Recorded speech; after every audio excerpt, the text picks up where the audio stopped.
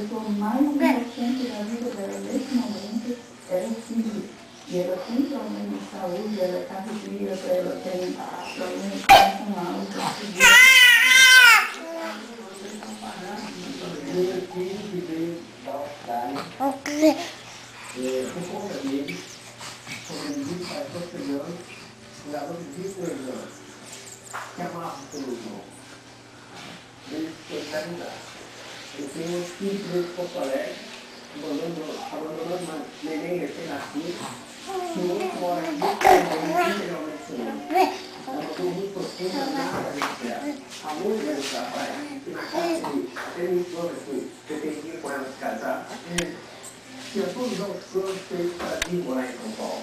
Ela está sempre de Porto Alegre, no Rio Grande do Sul, ela mora, a base de remédio, com assistência psiquiátrica permanente, que ela está em choque. Ela não está em choque. Então ela falou com mais desafiando as necessidades que a filha correr. Se vê que a acidente decorre, não esperar.